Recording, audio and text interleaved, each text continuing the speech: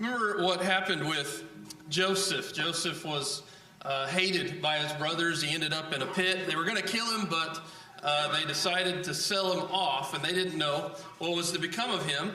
They probably thought he died somewhere, and Joseph ended up in Egypt, of course, and eventually there was the famine, and so Joseph's brothers went to Egypt for food. But Joseph, of course, was second in command, but it had been so long, and they didn't recognize Joseph. So Joseph had some instructions for them. He demanded that they go back home and that they return with their brother Benjamin, who was by the same woman as his mother.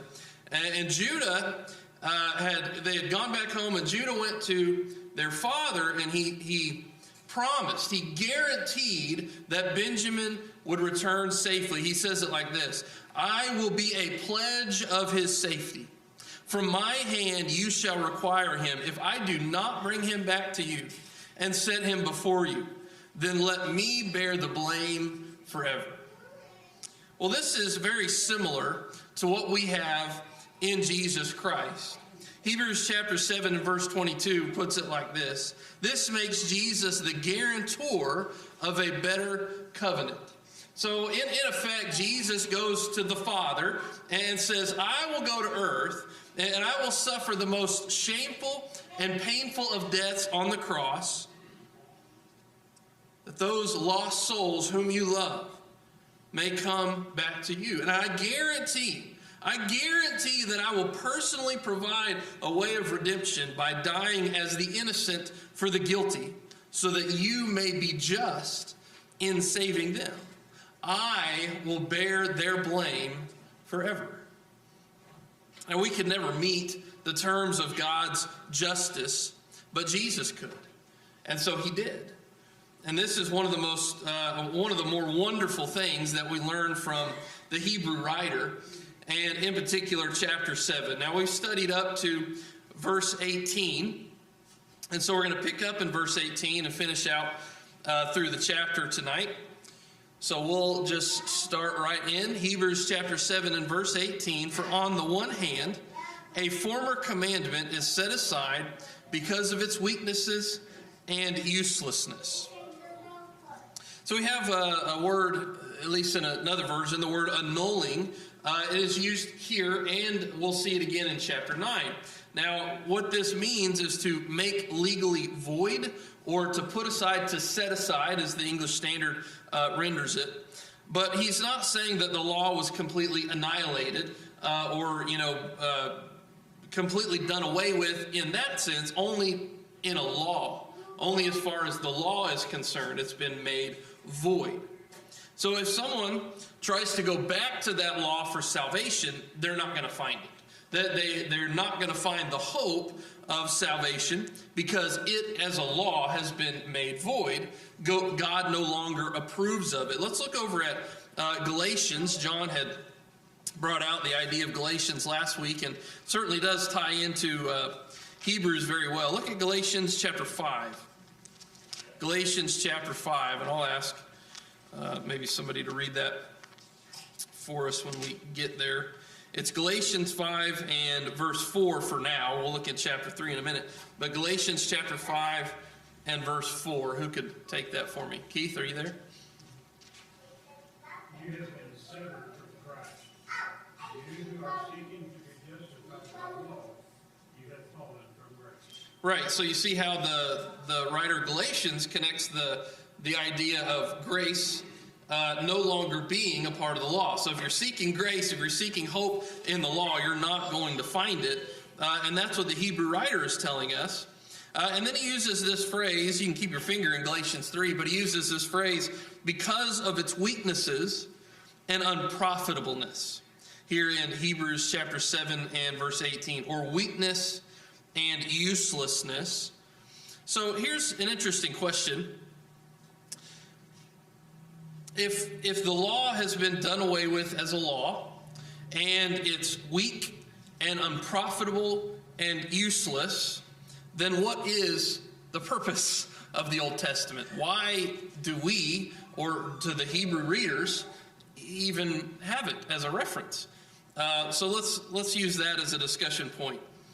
What do you think? What is the purpose then if it's no longer useful? It's our history. History, right? So there's... It sets the scene for the future, which was Jesus. Right, so just like what I did a minute ago when I talked about Joseph and Judah, and how actually Judah was one of those foreshadowing moments of Jesus, not only because he was the guarantor, but also the story of Joseph throws in there that idea about the scepter will never depart from Judah. You know, you can see all those great little things, but they all point to Jesus, right? Go ahead, Brad. The law actually taught them what sin was. Right. Right, and we're going to read that probably in Romans, I think it is. So the law teaches what sin is. Even though it doesn't accomplish the salvation part of it, it has to teach what sin is. Very good. Very good. What else, John? Well, the law provided a mechanism by which they could have self-governance. The law provided a tool to show that you can't provide enough works to save yourself. And it also provided a proof case for one to come along to be greater than the law, to provide that salvation. So there's three big tools. Right. Multiple answers to that question. Very, very true. Any other thoughts? Why do we have the Old Testament? Why is it even still in our Bible today? Any other thoughts? History. Yeah, so it may not be a law, but it's certainly history and certainly some things that we can learn from, right? Let's look at some passages along these lines. If you're in Galatians, you can go back to chapter 3. It's Galatians 3, 21 through 24. Would somebody want to read that for me? Okay, go ahead, Brad.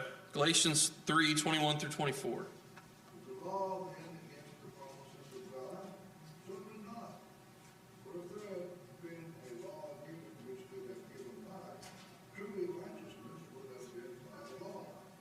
But the scripture was confined all under sin, that the promise by faith in Jesus Christ might be given to those who would believe. But before faith came, we were kept under guard by the law, except for the faith which was afterward being revealed. Therefore, the law was our tutor to bring us to Christ, that we might be justified by faith. Right, so there are a lot of answers to this question, why do we still have an Old Testament? So this is one of them. It was a guardian until Christ came. Let's look at Romans 3. Romans chapter 3. I've listed them on the screen. We'll look at these together. Romans chapter 3. Todd, could I ask you to read that for us? We're going to look at verses 20 and 21 of Romans 3.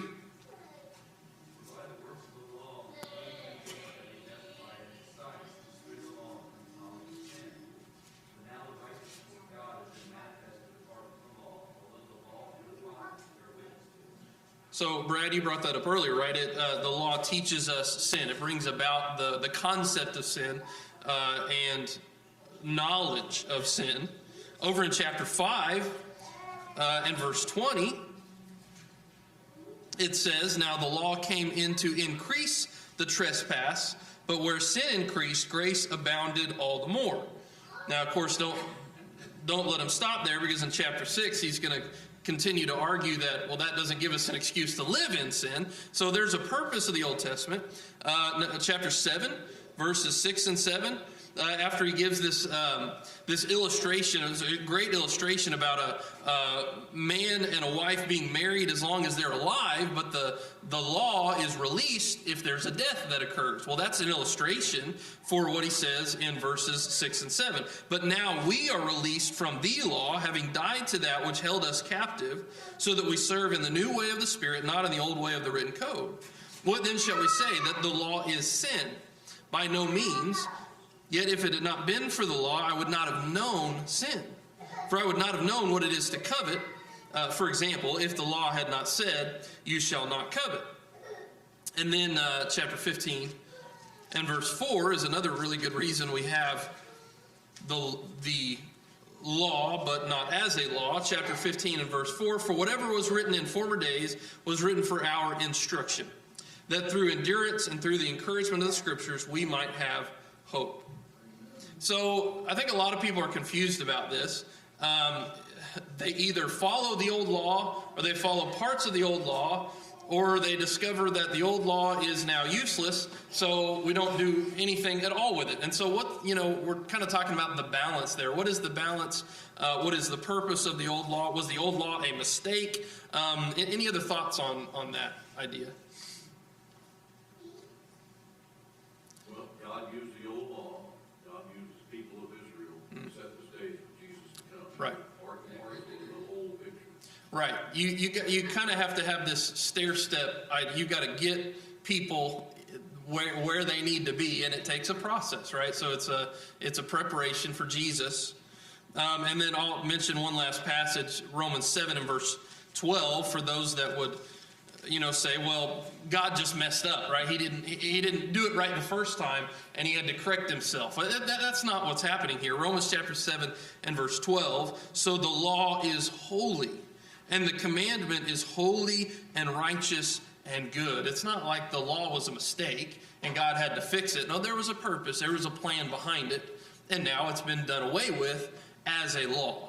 And so that's what the Hebrew writer is talking about here in Hebrews chapter 7 and verse 19. Remember, this is everything he's trying to get to. Pretty much everything he's said so far, all this stuff about Moses and Aaron, and then now we've got Melchizedek, and all this is really to try to make this one point, that we've done away with the old law. Chapter 7 and verse 19, he goes on to say, for the law made nothing perfect, but on the other hand, a better hope is introduced, through which we draw near to God. So remember that idea of perfect. It's not talking about like, intrinsic holiness. It's just talking about complete, right? That's usually what he means by the word perfect. The law made nothing fully developed. Nothing complete, as in this relationship between God and man. So since it could not make anything perfect, it could not establish that relationship like the new law could. What it did, though, is it identified sin, it pointed out sin and sinners, and it caused those under that law to look forward to something better, to look forward to something that was coming. Brad? I think that something you need to take note of here is that this says, for the law made nothing perfect. The law was perfect. Yes. Because it was from God, but it made nothing perfect. Thank you for bringing that out. We read in Romans 7 that the law itself is perfect because it's from God, but it didn't accomplish completion that he intended for. Hamilton? Right. I think if you really want to understand all of the things that the law is, you almost have to go back to Adam and Eve. Okay, because God's plan was for Adam and Eve and all people to live in the Garden of Eden forever and ever under his care and perfect love. Right. Oh, that was the plan. Well, all of that got changed. When Adam and Eve sinned and gained all that knowledge. Yeah. So I think that all of this, all of the development of law, all of that, aimed at Jesus coming back Right. and bringing all of humanity back. Yeah. Or that was the plan anyway. That's the whole point, trying to get back into a relationship with God like he had at the beginning, and we messed it up. Yeah. Right. Very good. Yeah, that's just what it seems like to me. No, I think you're right. It's all about relationship. It's not about... And I think it goes all the way back to the garden. That's right. I mean, it's not about the garden. It's about that relationship they had. And so we're trying to get back to that, and that's exactly right. We can look in Ephesians, just for another example, Ephesians chapter 2, about this idea of those who lived under the law, and that's what's so ironic about the Hebrew readers, is that they're trying to stay under the old law, but really the point of it was that you wouldn't want to stay under it. Ephesians chapter 2, verses 11 through 16 says this, therefore remember that at one time you Gentiles in the flesh, called the uncircumcision by what is called the circumcision, which is made in the flesh by hands. Remember that you were at that time separated from Christ, alienated from the commonwealth of Israel, and strangers to the covenants of promise, having no hope and without God in the world. But now, in Christ Jesus, you who were once far off have been brought near by the blood of Christ. For he himself is our peace, who has made us both one, and has broken down in his flesh the dividing wall of hostility. By what? By abolishing the law, as a law of commandments expressed in ordinances, that he might create in himself one new man in place of the two, so making peace. And what's the whole point? This is what Hamilton was saying. And might reconcile us both to God in one body through the cross, thereby killing the hostility. So that couldn't be done under the old law. That only could be done through Christ and the new law, right? So that was part of the point, is to get people to see they needed Christ and that they needed that relationship again.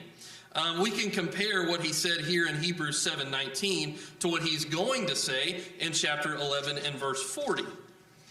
So again, in 7:19, he had said the law made nothing perfect, but on the other hand, a better hope is introduced through which we draw near to God. Now remember, chapter 11, he's going to talk about all these people that lived under the law by faith. And he concludes this chapter by saying, since God has provided something better for us, that apart from us, they should not be made perfect. So why are those in chapter 11 called great? Why are they highlighted? Well, it's not because they lived under the old law. It all connects to Christ. It's because they looked forward to Christ. It could only happen because of Christ. And then this phrase, there is the bringing in, or it is introduced. A better hope is introduced, verse 19. So there is something that takes the place of another. So that is part of their problem, is they do, want the new covenant, but they just kind of want to add it to the old, and that's not what's happening either. It is overtaking. It is completely, becoming the law itself, not adding on to the old law. It was not an addition to the old, that you would try to do both, which again is something still many religious groups today try to do. They try to hold on to the Old Testament and the New Testament at the same time, but that just doesn't work. Well, that's what the Hebrews were trying to do as well. And of a better hope, this is the key idea. It's actually used about 13 times about the new covenant. It's not just that we're under it, but it's that it offers a new hope, a better hope. The old law is not added to, but completely replaced by what he calls the better hope. Christianity is better than Judaism. I mean, he's just coming out and saying that because it has a better prophet, better high priest, better promises, better mediator, better covenant, better sacrifices, and it's the better hope. And all of that through which we draw near to God. So this is repeated in several places. We'll see it in this chapter, verse 25. Again, also in chapter 10, this idea about drawing near to God. Obviously, that's a very key concept. He's talking about Christ and the new law and Christianity. This new system is what's going to accomplish perfection, completeness, relationship with God. Christ's priesthood is what's superior, being promised and prophesied by God. This is what God wanted and planned for. Therefore, it required a change in the law. Into verse 20, we'll read, we'll kind of combine these three verses, 20 through 22. And it was not without an oath, for those who formerly became priests were made such without an oath. But this one was made a priest with an oath by the one who said to him, the Lord has sworn and will not change his mind. You are a priest forever. This makes Jesus the guarantor of a better covenant. So why is Christ's priesthood better? It's because it was based on God's oath, God's promise. God used this oath, as he talked about a whole lot in our previous study, to show that certainty, that immutability, that this is definitely my plan, and I promise that's my plan. This oath, the oath he lists from Psalm 110 and verse 4, you are a priest forever, assures us that Jesus is the priest that God promised that would be forever. So their priests were merely official. Jesus' priesthood had a greatness and a glory that came because of who he was, because of his person. And Jesus became the guarantee or the pledge, depending on your translation, of this better covenant. God's oath assures us that Jesus is the guarantee of that better covenant. This is the third of the three oaths that we've talked about, just sort of to highlight those. You shall not enter my rest. That was one of God's oaths back in chapter 4. The oath to Abraham, chapter 6 and verse 17. And then this one here, a priest forever, that he highlights several times in chapter 7. But he had actually brought it up in chapter 5 as well. So this is the third of the oaths that are brought out. Any thoughts or questions? Okay. All it is because God loves us. Right. He needs to see us as perfect. The law couldn't provide that perfection. The blood of Christ can. That's right. It's sort of, I wouldn't say complicated. It takes some explaining, but the whole reasoning behind all of it is very, very simple. It's about God's love, right? I mean, it's just God wanting that relationship. And he wants to, he wants to have the same relationship with us as he has with Jesus Christ. Right. And because that's the whole point. That Jesus' blood makes us joint heirs with him. Isn't that amazing? God. He wants that so much that he's willing to do that. Yeah, it didn't just accomplish a new law. It brought us into the family, right? Through his blood. Yeah, very good. Okay, chapter 7, verse 23 and 24. The former priests were many in number because they were prevented by death from continuing in office. But he holds his priesthood permanently, Christ, because he continues forever. So he's talking about, the priests of old. They were many. Actually, there were a total of 83 high priests from the time of Aaron to AD 70. Josephus writes, just kind of an interesting side note, that in the last 108 years to AD 70, there were 28 high priests. And the reason for that is the position had become a political office. But he's talking about the plurality of priests, but they all died. They could not continue in service. The great thing about Christ is he's going to stay high priest. He lives forever. Christ's death marked the beginning of his priesthood, whereas all of the priesthoods end at death. So it's kind of flip-flopped. But Christ's priesthood was not hindered by death, of course, because he was resurrected. He continued on, and it made him different,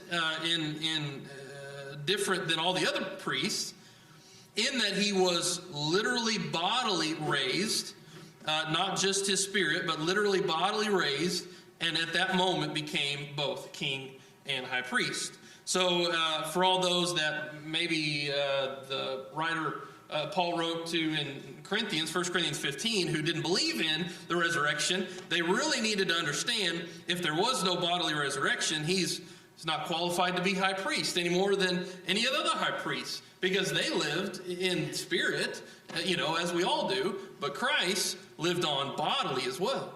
So also, he was never going to die again. His office was not going to pass to anyone else like the old high priest. His resurrection accomplished that, but it also drastically impacts the blessings on which his priesthood can bring us.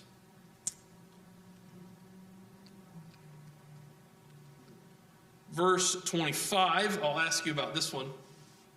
Consequently, he is able to save to the uttermost those who draw near to God through him, since he always lives to make intercession for them.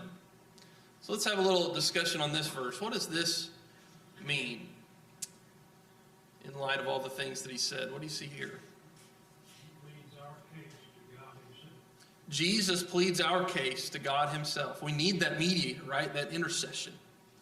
He's been here, he's been through it all. He's been tempted just like we're tempted every day. That's right. He You got to remember that going through the company, he was like a rock star. He thousands and thousands of people. I'm sure he had all, if not all kinds of things thrown at him. right. He wasn't just tempted 3 times in the desert, right, in Matthew 4. No, he was tempted all the time in all ways that we are. John? I was just saying, it's really important to understand the middle portion of those who draw near to God through him. He is only the Savior to those that follow and act upon the process that God has laid out. Right. There's some action on our part. Yep, we're going to talk about that.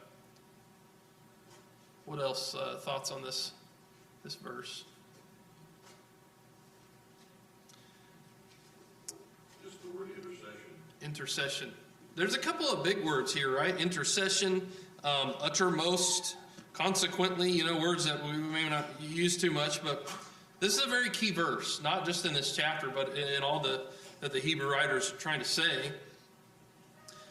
Therefore, he is able to save to the uttermost. Now, think about what that means. What is he really saying? We throw out around words like salvation and grace, and we talk about all these kind of things, but what is he really saying? Well, there's 2 ways that you can see this, 2 inherent meanings. He's meaning quantity and quality. When we say uttermost, we're talking about totally, completely, perfectly, but we're also talking about forever. So there's both aspects in this one word, time and ability to cover, all kinds of sins. Lexicons say that that's exactly what this word does, is it combines time and degree. It's an amazing Greek word that he uses here that really we don't fully appreciate in English, but it means so much. He is able to save to the uttermost. And again, as John said, he does this only for all those who draw near to God through him. So what does that have to mean? Well, that everybody who doesn't go through him doesn't receive those blessings. Now, most immediately to the Hebrew readers, they need to connect that to leaving behind the old priesthood and going only to Jesus. But that could mean so many things in our modern world because it's the same way. People try to get to God through Buddha or Hinduism or some denomination that's, Christ, but other things too. It doesn't matter what it is. If it's not Christ and only Christ, then it's not going to get the intercession that we need. Now, Jesus, of course, had admitted to this when he walked this earth. I am the way and the truth and the life. No one comes to the Father except through me. So we have to not only understand that, but we have to make that clear to those that we work with and study with and teach that there is no other way. There's no other hope through any other way. Now, the reason Jesus can actually accomplish this is because he lives. He ever lives to make intercession for them, for us. If Christ were ever to die again, well, then that would mean no one could replace him, as opposed to the old law where death of one priest just simply brought about another priest. So it's a whole different kind of priesthood. Barclay put it like this: Jesus exists as the one who remains to be of service to mankind. That is why he is the complete, perfect Savior. On earth, he served men. He gave his life for them. But in heaven, he still exists to make intercession for them. And so we talk a lot about Jesus dying for us. But maybe we don't focus enough on him living for us, on him continuing to serve us now while he's in that heavenly realm. Well, the thing, we needed that because we can't go before God. That's right. Like literally, we cannot. Well, what did Job say? He complained about that, right? There's nobody to stand between me and God. That was the whole missing piece of the old covenant. And so now we have that because we can't do it ourselves. Now, he reiterates this in chapter 9. I'll just read it because it connects so well. Chapter 9, verse 24. For Christ has entered not into holy places made with hands, which are copies of the true things, but into heaven itself. Why? Now to appear in the presence of God on our behalf. So that's what Jesus continues to do for us. Not just that he died, but he continues to play that role of mediator for us. Christ's priesthood combines both the power to save and the ability to make intercession. And he does both eternally, fully, and perfectly. Christ is literally everything for our salvation. Without him, there's nothing. Period. Right. Because God simply could not tolerate being with us. Right. Without being in the condition that Christ allows us to be. Right. And that is, man, that is super Right. issue. So we can see the point that the Hebrew writer is trying to make. Why would you want to go through anybody else? Don't you understand that's not going to work? It doesn't work.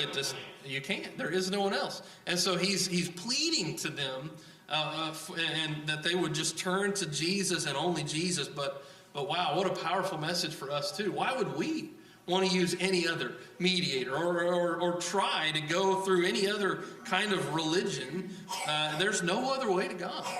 Because it's constant for us. That's right, all the time. Sometimes we don't even know it, and he's doing it, right? Yeah, that's right, that's right. Verse 26.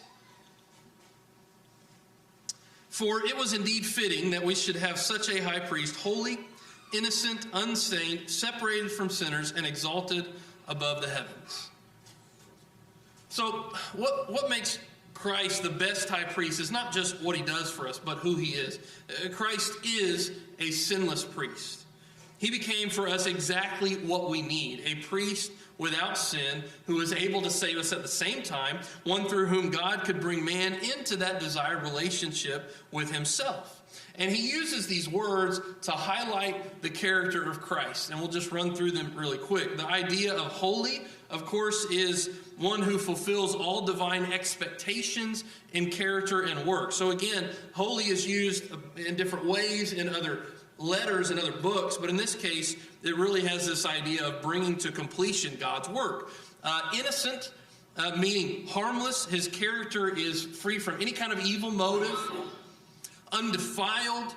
We can compare that to what he says later in chapter 3 and verse 4 when he talks about the marriage bed. He's talking about that being undefiled. We think about how James says in James 1 and verse 27 that religion is undefiled. Or 1 Peter 1 and verse 4 that our inheritance is undefiled. It's untainted. It's unblemished. Christ is so pure.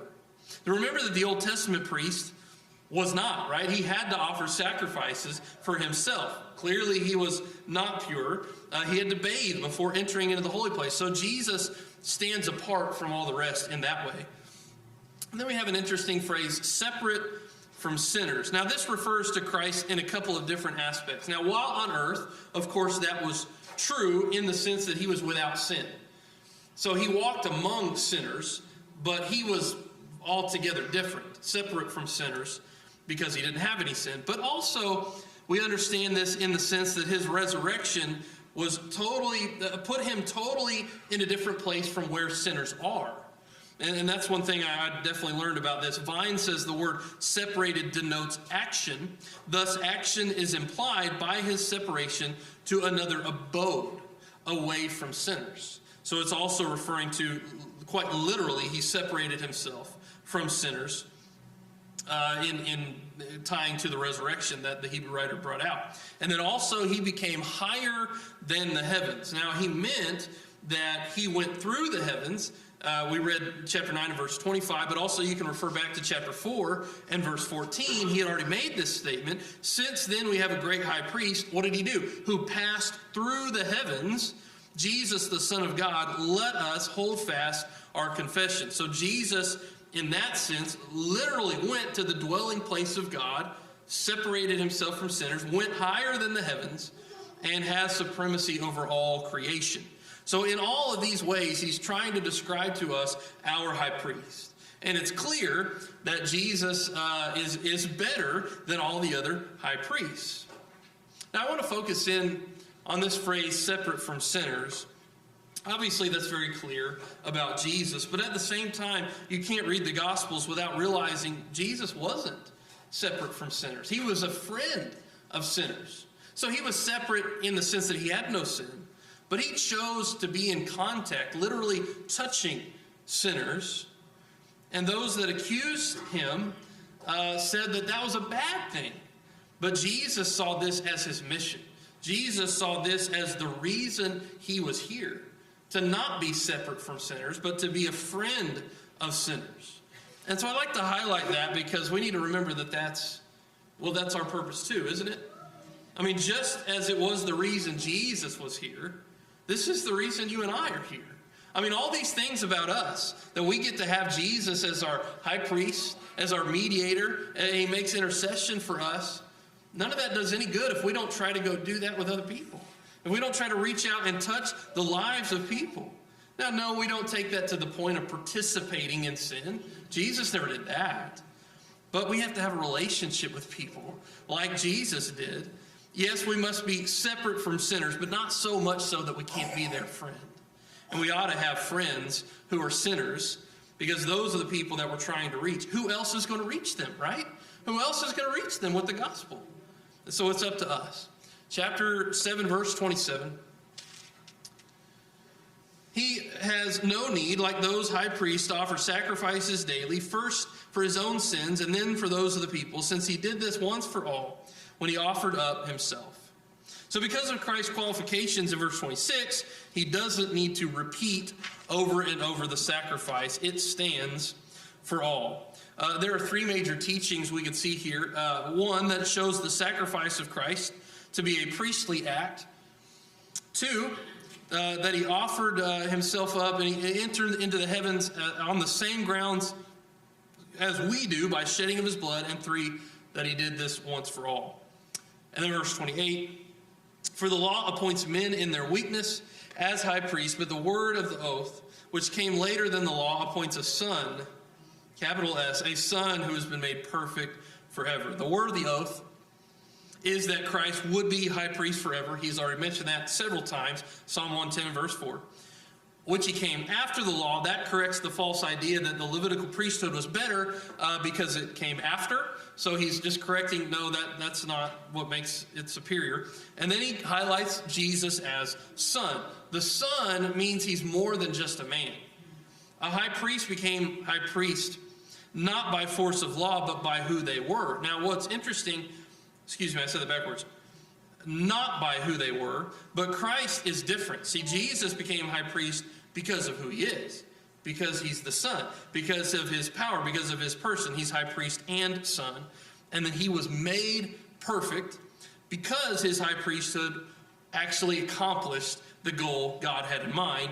Hebrews 12 and verse 23. Forever, meaning that he was eternally suited to meet our needs. And then in closing out this chapter, what is very interesting is the author puts two prophecies together. Psalm 2 and verse 7, the idea about Jesus being the son. And then, of course, Psalm 110 and verse 4 being priest. He had already done this back in chapter 5, but obviously this is very important to him as he tries to bring Jesus as the highlight here in Hebrews. Now, just a couple of minutes, I just want to ask you, how does, if you wrap your mind around all this, how does this make you feel? I mean, today, we're very separated from the people he's writing to, but I think this makes a great impact on us. How does this make you feel? How does this make you want to respond to this information about Jesus? Brad? Confidence. It does, just to know really who Jesus is. Mm-hmm. And what he means to us. Right. He's up there in heaven right now making intercession for us. That's right. That's what God does for a living. He makes intercession for people. Right. It's a wonderful thing to have somebody that is able to do that. Yeah, when you're in trouble and you need somebody, you got somebody that has your back. There's nothing like it, right? John? I'm thankful we live on this side of the cross, this side that's bringing the Bible. Yeah. Because we can understand it much, much better. Looking back. The people that had no earthly idea what was really going on were the people who lived under the law. Mm-hmm. They kind of maybe had some inkling that some future event would take place, but even then, it was maybe a restoration of the kingdom of David. Right. But we have the clearer understanding today. Yeah. Even when it actually happened, they didn't see it. So, yeah, they didn't fully understand it. We get to see it. But also it takes some work to do that, right? I mean, we got to put some effort into actually trying to understand it. Otherwise, we're going to be lost just like they were.